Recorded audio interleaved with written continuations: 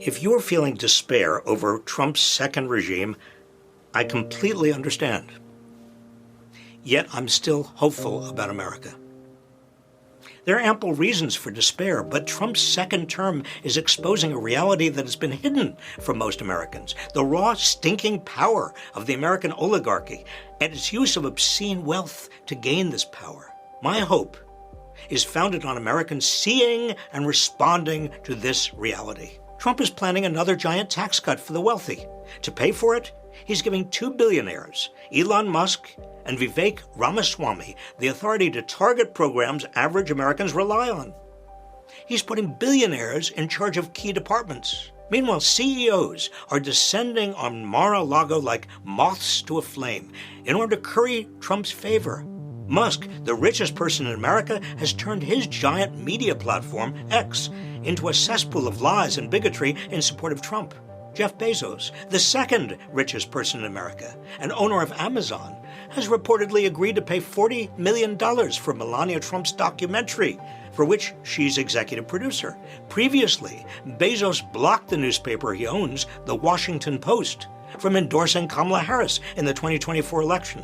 Mark Zuckerberg, the third richest person in America, has chosen to allow lies and bigotry on Facebook and Instagram, presumably in support of Trump. Zuckerberg says the deciding factor for doing this was the cultural tipping point of Trump's election. And this is just the beginning of the oligarchic takeover under Trump. So why am I hopeful? Because Americans don't abide aristocracy. We were founded in revolt against unaccountable power and wealth. We will not tolerate this blatant takeover. There will be a backlash, and we will respond by helping our communities and protecting the most vulnerable. And we'll also respond in the 2026 midterms and the 2028 presidential election by electing true leaders who care about working people and the common good. And just as we did at the end of the first Gilded Age, when the oligarchy revealed its hubris and grandiosity, we will demand and get fundamental reforms, big money out of politics, higher taxes on the wealthy to pay for what most Americans need, busting up giant corporations, regulating big finance, holding huge social media platforms accountable to the public.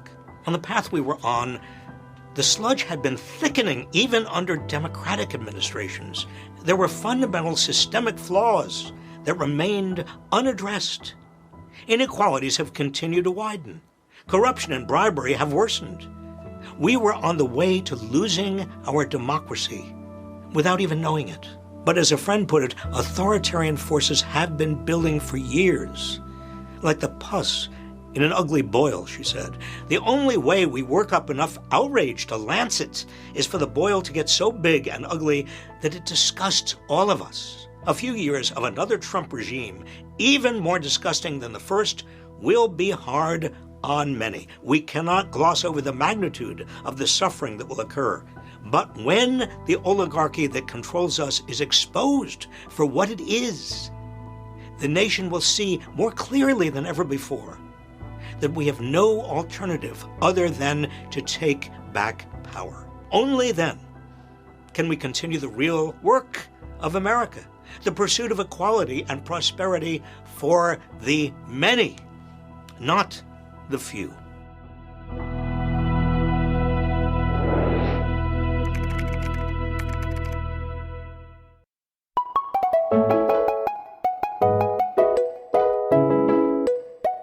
I'm your host, Christi Chanelle, and this is the Love You Miss You Bye podcast.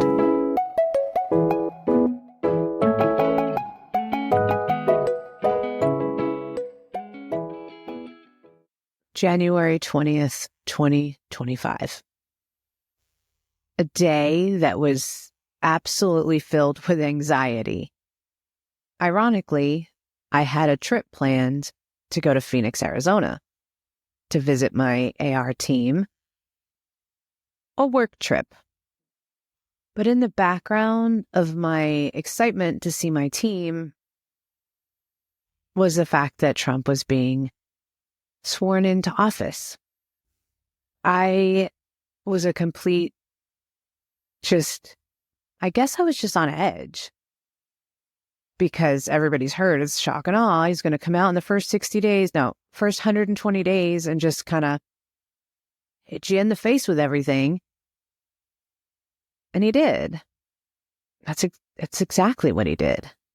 So Donald Trump just took down a women's reproductive rights website from the government upon being sworn into the presidency. This is what you get when you search reproductiverights.gov, which is an official government website. And as you can see, the server cannot be found because the website has been scrubbed. So this was an official website under the Department of U.S. Health and Human Services that provided women with information about reproductive health care on things including, quote, emergency medical care, birth control coverage, medication access, abortion services, preventative health services, health insurance options, and honestly just a resource for women about healthcare for them. But the website has now been removed, which means the women of America just lost a vital source of information about their own healthcare decisions. This is day one of Donald Trump's presidency, and he's already coming after women's freedoms and rights, unfortunately,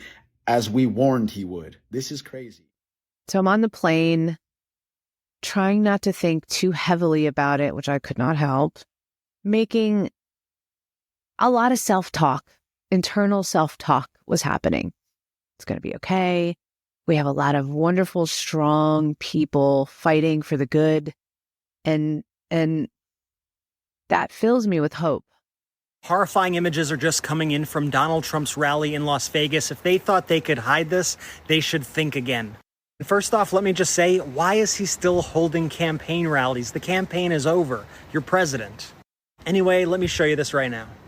So Trump at this event in Las Vegas just gave VIP seats to Elmer Stewart Rhodes. Elmer Rhodes is the Oath Keeper, the founder of the Oath Keepers that Donald Trump just commuted the sentence of. He is one of the dangerous Oath Keepers who was convicted of seditious conspiracy against the United States. That is one of the most serious crimes imaginable that one can be charged with and convicted of in this country. Here's another picture of Rhodes right here. You could see just steps away from where Donald Trump is going to be speaking. Now, it's not only that Donald Trump has either pardoned or commuted the sentences of 1,500 plus dangerous January 6th insurrectionists, but now he is quite literally giving them the VIP treatment. Let me just give you a little more background on Rhodes from his Wikipedia page about what he did on and around January 6th. In the days before January 6, 2021, Rhodes and others traveled to D.C. where they armed themselves with firearms and tactical gear. En route to D.C., Rhodes personally spent $20,000 to purchase a small arsenal. On January 6, 2021, Rhodes entered restricted Capitol grounds where he directed Oath Keepers members via telephone and text, telling them which positions to take around the building. 4 days after the attack, Rhodes attended a meeting where he was recorded as saying, quote, "My only regret is that they should have brought rifles. We should have brought rifles. We could have fixed it right then and there. I'd hang effing Pelosi from the lamppost." Folks, I'm not going to lie, this makes me incredibly angry. How dare Donald Trump do this? How dare he shame our country in this way? But you know what? We need to follow it. We need to report on this every single day. So if you're with us, make sure that you're following us right now so you never miss an update. They're fighting for the good. They're going to be there. But with every positive thing I told myself was a negative counteraction to that. I landed in Phoenix. I got my suitcases at the baggage claim. I got my rental car and turned on the inauguration. I had to see it. I wanted to hear it. Was it all in my head? What was I going to see? Even though I already really knew what I was going to see. I saw the wealthiest people sitting right behind him. It was the new regime. The elites, the wealthy, the powerful. And, the right will tell you, well, that's who I want in charge. I want them to help us get out of this scenario, help us be the strongest country in the world. I want this. Okay. I don't. want this. I want people that have empathy, that care about us in office, that care about every single person and their ability to live and survive and be equal. That's what I want. And yes, I want my eggs to go down. I want my gas to go down. I want to be able to afford a house and a car payment and not have my interest rates through the roof. I mean, I am a single mom. I'm human. But I would be more willing to have my price of eggs higher if it meant we could all live in an equal environment in this country. And that core belief, I truly believed that most Americans felt that way. And that's my core belief, but I never once thought it wasn't others. A few stragglers here and there, and that there was going to be mental health issues, right? That's what I always say. They have mental health issues.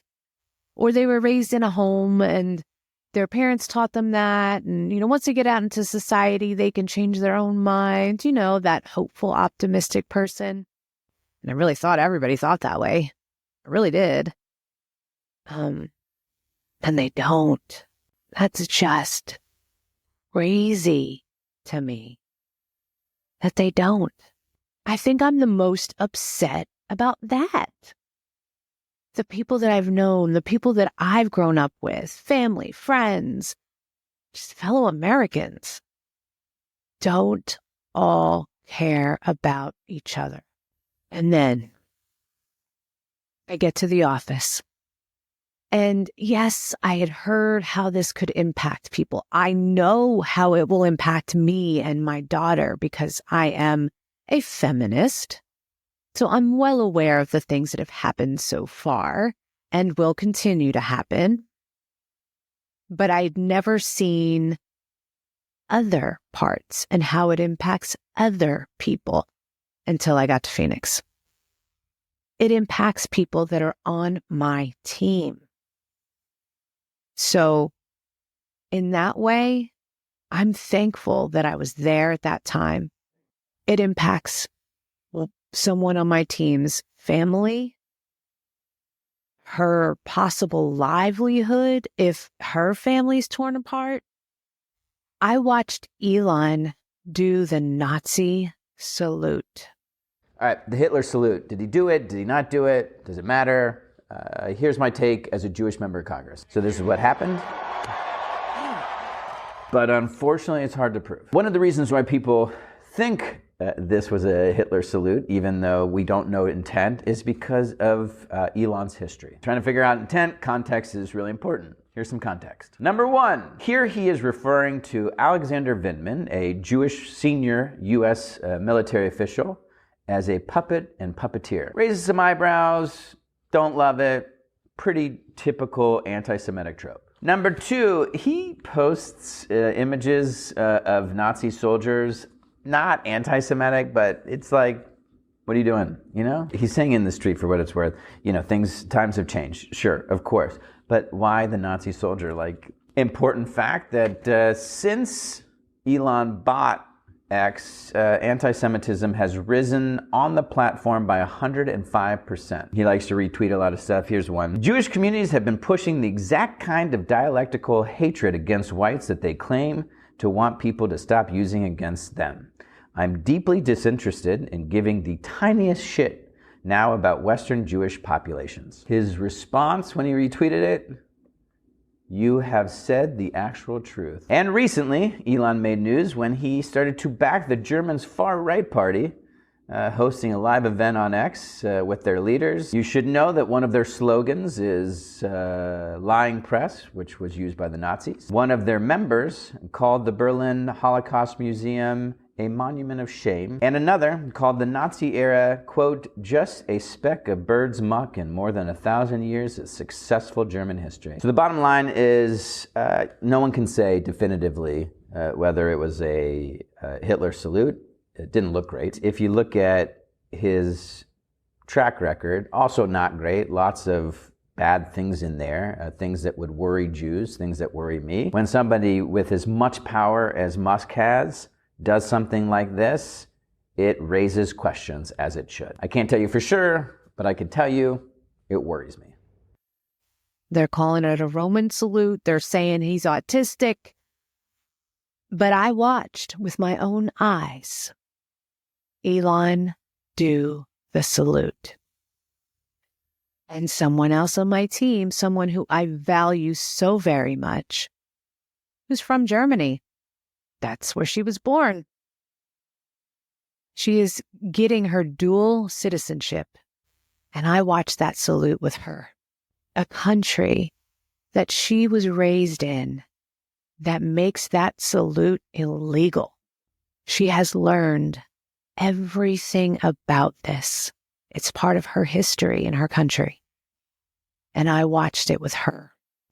I'm telling you, we have a problem.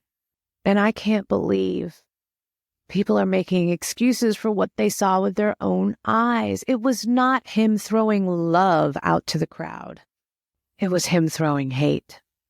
I was so beside myself. Okay, then we throw in Meta, okay? Mark Zuckerberg's attorney, which I said in my last episode, parted ways with one of his biggest clients because he felt the direction that Mark Zuckerberg was going in was neo-Nazi. And then this happens. They're calling us crazy. Our friends, our family, the media, we're all crazy. All of us crazy. We're being gaslit.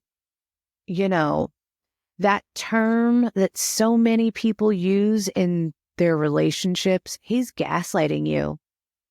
You saw it, but he's telling you you didn't see it. Well, that's what's happening with this. We have some breaking news right now. The Trump administration has officially frozen the Civil Rights Division of the United States Department of Justice. According to 2 new memos obtained by the Associated Press, the Department of Justice has ordered that all attorneys in the Civil Rights Divisions are not allowed to file any new complaints, amicus briefs, or other certain papers until further notice. In addition, the Civil Rights Division may now reconsider police reform agreements negotiated by the Biden administration. Essentially, as it currently stands, the Civil Rights Division cannot pursue civil rights violations in the United States of America. This freeze could potentially jeopardize ongoing civil rights cases to protect the rights of everyday Americans. Now, it's unclear exactly how long this civil rights freeze, this litigation freeze, will last. Right now, the memos did not say how long it will last, but it could potentially last until Harmeet Dillon, who is the expected Assistant Attorney General in the Civil Rights Division, is confirmed. We're all being gaslit. But I don't think it's just friends and family gaslighting us. I think they're also being gaslit, like we all are. I went on Facebook. I posted it to my friends and family on my private page. This was not a business page.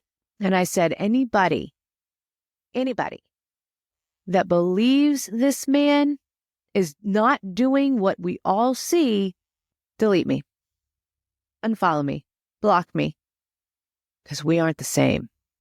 I lost a total of 5 people. I don't know who they are. I don't even care to find out. It is what it is. But I think what being able to be a part of a podcast and being able to learn to speak my mind and stand in my truth has done for me is allowed me to really stand in my truth. And if people don't like me because I'm becoming more in alignment with who I am than I have ever been. Welcome back to the game. As a reminder, this is a game that you've been playing whether you realize it or not. There are 5 roles in this game, but you only get to choose between 4 because the 5th controls the game. Moves are escalating and the stakes are getting higher. It's very clear that the controller of our game is tightening its grip. So it is no longer about awareness of the game, and it is now about surviving the game. So let's dive in. First, let's talk about the broken lids. The lids see the cracks. They recognize that the game board is not as strong as it used to be, And the moves being made in the game don't totally make sense anymore. But they love what the old game used to be. And they believe that if they keep dabbing the glue and patching up the holes, that they can get back a resemblance of what that game was. Broken lids genuinely don't mean any harm, but the big question is, are broken lids neutral? And the answer is no, because even well-meaning defenses of the game keep the ring in power. Now let's take a closer look at our pillows. Remember, our pillows have the largest number of players in our game, but they don't do anything. They just sit on the sides and watch the game play out. Lots of times they'll say things like, this isn't my fight. If I sit back, the game won't hurt me. But something they may not recognize is that doing nothing is a very, very impactful move on its own, specifically to help the controller of the game continue the game for two reasons. One, our pillows really impact the sound of our microphones. They just absorb it right up. And then the second reason, as the controller of the game implements harm to the players, our pillows absorb some of that harm by making it seem like it's not that bad. Now let's take another look at the pawns. So the pawns are always moving. Some of them are really closely following the rules of the game because they want to win the game. And they think if they follow those rules and really pay attention to the controller, they'll be able to win with the controller. While there are other pawns who focus on making sure that the pillows stay comfortable and the lids keep staying focused on patching the cracks. The twist is that the pawn has the largest opportunity to actually change the way the game is played, but they can only do that if they stop playing by the current rules set by the controller of the game and start strategically or silently making moves in different directions. So the question is, can pawns be good? And my answer is yes, but only as long as they are willing to stop playing by the controller's rules and start helping ensure all of the players recognize that they're in the game. Next up is the microphone. So remember, the microphone sees the whole game for what it is. They see the controller and they're yelling, hey guys, do you see what's happening here? Because we should really change this game before the controller's grip gets too tight. But they're facing some obstacles. The first one is the pillows drowning out their voices. Then is the lids making excuses. Then are the pawns mocking them. It's exhausting to be a speaker with no one listening. So why do our microphones continue? Because they understand that this is a game that we win together or we lose together. So if they just keep yelling, maybe they will break through a couple of those pillows or a couple of those broken lids or get a couple of pawns to start moving in a different direction of the current rules of the game so that we can all win together. Finally, let's take a closer look at our ring, the controller of the game. So remember, our ring doesn't play the game, it creates the rules, and it keeps the game alive by letting the broken lids defend it, the pillows stay quiet, the pawns move predictably, and the microphones get overwhelmed. But what I want everybody to understand is that in this game, the controller, our ring, is not unstoppable. It only has power because the players in the game don't recognize that if they decide to switch roles, we can create a new game. This game we're in is accelerating really fast. So I just want to say that if you're a pawn, I recommend starting to move in ways that are against the current rules of the game. If you are a lid, stare plainly at those cracks and let's figure out how we can start a new game where you don't have to keep shoving it back together. If you're a microphone, don't give up because the players need you. I know it's very hard, and if you feel like your microphone keeps getting unplugged, plug it into another outlet. Whatever it is, keep it up. And for my pillows, it's time to wake up because your silence is much more a player in this game than you recognize it is. Oh, and I forgot to add that the ring can kiss my ass. I'm going to lose people. Might as well just give them a heads up to go ahead and head out now. I want to be a part of this movement. I will be a part of this movement. My voice matters, and so does yours.